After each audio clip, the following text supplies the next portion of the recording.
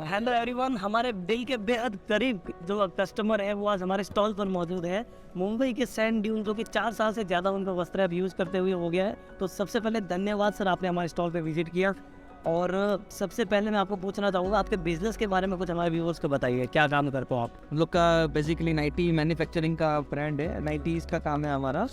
और pan India हम लोग काम करते हैं लगभग 18 स्टेट में, और रिटेल मॉड्यूल फॉलो करते हैं। Direct B2 manufacturing to retailers को हम लोग मान देते हैं, और एजेंट्स फॉर एजेंसी फॉर्मेट में हम लोग काम करते हैं। जी, तो वस्त्र ऐप से आप किस तरीके से आप लोगों हुए, कैसे आपको पता चला वस्त्र ऐप के बारे में? हमारे एक फ्रेंड ने हमको बताया था वस्त्रा के बारे में, एंड अभी लॉकडाउन जस्ट के पहले हम लोग ने चालू किया यूज़ करना। हम लोग ढूंढ रहे थे क्योंकि लॉकडाउन में डोर टू डोर विजिट हो नहीं पा रही थी, तो कि हम कैसे कस्टमर्स को सर्विस दें। हम लोग का बेसिकली काम डोर टू डोर सर्विस देना होता है, तो उसका एक ऑल्टरनेटिव ढूंढ रहे थे, और किसी ने हमको सजेस्ट किया कि वस्त्रा ऐप है। फिर भैया विकास जी के टच में आए, और वैसे हमने चालू किया ऐप यूज़ करना। वस्त्र ऐप से आपकी लाइफ कैसे आसान हुई, क्या बेनिफिट्स हुए, अगर आप हमारे व्यूअर्स को बता पाए तो?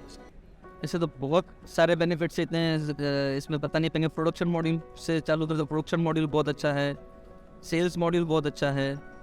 मतलब हमारा काम PDF में भेजने से काम हो जा रहा है। पहले हमको आदमी भेजना पड़ता था सैंपल्स उठा के हर रिटेलर के पास, अभी ज़रूरत नहीं पड़ती, PDF में अच्छा काम हो जा रहा है। जी, कई बार स्टॉल पे बहुत सारे लोग आते हैं और बोलते हैं कि आप सर्विस कैसे दोगे, आप अभी चेक तो ले लोगे, पेमेंट ले लोगे, फिर पता नहीं हम लोग को आप सर्विस दे पाओगे, भूल जाओगे। तो उसके बारे में आपका क्या कहना है? वस्त्र ऐप की सर्विस के बारे में आपको कैसा experience? There is no complaint. Actually groups भी बने हुए हैं, जिससे आप सोचो जब तक क्वेरी डालो तब तक तुरंत किसी का रिवर्ट आ जाता है कि हम आपसे, अगर सॉल्व होता है तो they solve it immediately, otherwise तुरंत आए। सर्विस के लिए there has been no issue for server error. क्योंकि लोगों को डाउट रहेगा हमेशा, क्योंकि उनका पास्ट एक्सपीरियंस बहुत ख़राब रहा है। लेकिन हमने जब रिसर्च किया था तो हमको भी यही रीज़न मिला था कि लोगों को सॉफ्टवेयर में सर्विस चाहिए, क्योंकि सॉफ्टवेयर बनाना बड़ी बात नहीं है, सॉफ्टवेयर इम्प्लीमेंट करना बहुत टफ है। तो वो जो कि रखिए, वैसा कोई बड़ा कॉस्ट नहीं है। बाकी लोग 3-3, 4-4 लाख का सॉफ्टवेयर खरीदते हैं, और बाद में आदमियों को जी पीछे जाना पड़ता है कि भाई अभी सर्विस दो। डेवलपर्स गायब हो जाते हैं। आपका तो प्राइसिंग इतना रीजनेबल है कि इसमें कोई एक स्टैंडर्ड भी काम कर रहा है, छोटा काम भी कर रहा है, तो उसको कोई ऐसा करेगा नहीं, पहली बात तो। और दूसरा, आपका सर्विस में वैसे भी कोई इशू नहीं। जी, अब आपने बहुत सारे फीचर हमको बताए। इन्वेंट्री आप यूज़ करते हैं, आप सेल्स ऑर्डर यूज़ करते हैं, आपका फेवरेट फीचर कौन सा है? सभी फेवरेट है जी, वो चीज़ से कम नहीं में पैसा रहा फीचर फेवरेट ही होता है। आप बताइए, आप सबसे ज़्यादा क्या प्रोडक्शन ज़्यादा देखता हूँ, तो मेरे से जो कारीगर का हिसाब हो जाता है वो मेरे लिए बहुत ईजी हो जाता है। बिकॉज पहले ना तो हर एक का एंट्री करो, हर एक के वेरिएबल रेट्स थे, वेरिएबल प्रोडक्ट्स थे। अभी ओपन हो गया है तो मेरे टीम बना लेती, मुझे सिर्फ ओवरव्यू देखना होता है, और एनी टाइम रिपोर्टिंग ईजी हो गया। यानी ऑन द गो कहीं भी हो तो मच ईजियर। नहीं तो पहले जाए जब डेस्कटॉप पे हो तभी होता था काम। जी, आज का ज़माना मोबाइल का है सर, और कोरोना ने तो हमको सिखा ही दिया है कि रिमोट वर्क और मोबाइल है, तभी तो हम जुड़े ना सर। तो लास्ट में मैं आपको सिर्फ इतना कहना चाहूँगा, आपको आप क्या अपील करना चाहेंगे ऐसे युवाओं से जो इस इंडस्ट्री में नए जुड़ रहे हैं, या फिर जो पहले से ही इस इंडस्ट्री में बिजनेस कर रहे हैं, कि डिजिटलाइजेशन की तरफ जाने का समय आ गया है, और किस तरीके से उनको इसको अडोप्ट करना चाहेंगे? जी, 100% अडॉप्ट करना चाहिए। इनफैक्ट हम लोग तो लेट हैं डिजिटाइजेशन की तरफ। उससे इजी होता है, रिपोर्टिंग और डिजिटाइजेशन से काम इजी होता है, तो सूनर द बेटर। जितना जल्दी करोगे तो उतना पेस बढ़ता है ना, देन आप दूसरे चीज़ पे फोकस कर सकते हो, डेवलपमेंट पे फोकस कर सकते हो।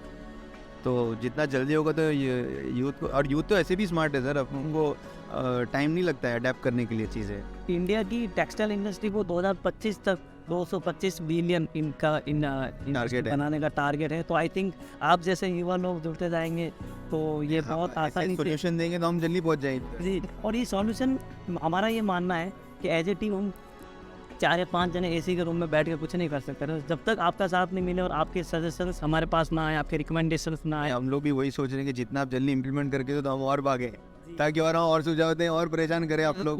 कोई भी मैन्युफैक्चरिंग का मतलब यही होता है फोकस बिजनेसमैन का, कि भाई मैं डेवलपमेंट में ध्यान दूँ, और इतना दिमाग कम से कम यूज़ करना पड़े बाकी चीज़ों में। जितने हम लोग फ्री रहेंगे उतना डेवलपमेंट ज़्यादा होगा, तो डेफिनेटली उससे बिजनेस बढ़ता ही। अभी पहले क्या था सर कि ईजी था, जो बनाओ सब बिकता था। अभी क्या हो गया, स्पेसिफिक। अभी रिपोर्टिंग पे ही पूरा गेम है, क्या बनता है, क्या नहीं, कौन सा प्रोडक्ट आपका बिक रहा है, क्या वॉल्यूम में बिक रहा है, क्या रेशियो में बिक रहा है, ये सब नहीं।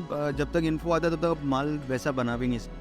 तो अभी द वर्ल्ड हैज़ चेंज। तो अगर आप रिपोर्टिंग पे काम रिपोर्टिंग में नहीं करोगे तो फिर इट्स गोना बी डिफिकल्ट, फिर आप गलत माल बनाओ और क्या। थैंक यू सो मच हमसे बात करने के लिए और यहाँ पे स्टॉल पर आने के लिए, और ऐसे ही लाइफ टाइम अपनी जो पार्टनरशिप है बनी रहे, उम्मीद करते हैं। Thank you so much. Most welcome.